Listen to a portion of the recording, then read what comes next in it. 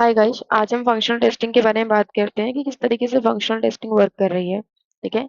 ये एक नॉर्मल सा एक फॉर्म है। इस फॉर्म में एक्चुअली आप देख सकते हैं कि मैंने एक एरर यहाँ पे प्रिंट किया हुआ है और आपको शो हो रहा है। वो एरर किस लिए है नहीं है वो हम एक बार साइड बाय साइड बात करते हैं। ये स्क्रीन एक्चुअली फुल नहीं है क्योंकि ये अलाउ नहीं था और इसके नीचे एक्चुअली बटन है। तो अगर मैं इसको प्रेस कर रही हूँ तो मुझे आ रहा fail to update please try again. उसके बाद वो जो भी एरर हमने बैकएंड में दिया हुआ वो सारा एरर शो हो रहा है। बट रीजन क्या है इसके पीछे का? तो बहुत सिंपल सा एक रीजन होता है कि अगर कोई चीजें वर्क नहीं कर रही है, पर ये सारी चीजें ऑप्शनल है और ऑप्शनल्स में भी अगर ये चीजें वर्क नहीं कर रही हैं तो ये फंक्शनल टेस्टिंग का एरर है। ठीक है, तो ये डेवलपर में डेवलपमेंट अच्छे से नहीं किया।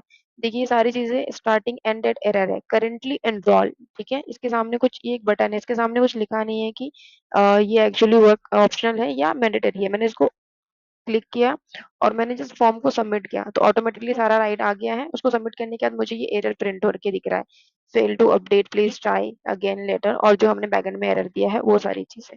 ठीक है।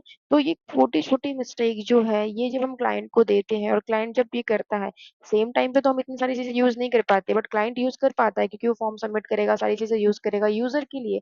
तब ये एरर आएगा तो उस टाइम यूजर किसको रिपोर्ट करेगा? तो as a tester you need to check every single thing. वो ऑप्शनल होने के बाद भी हमें ये एरर शो हो रहा है, तो ये भी एक फंक्शनल टेस्टिंग है। आप इंटरव्यू में इसके बारे में बता सकते हैं।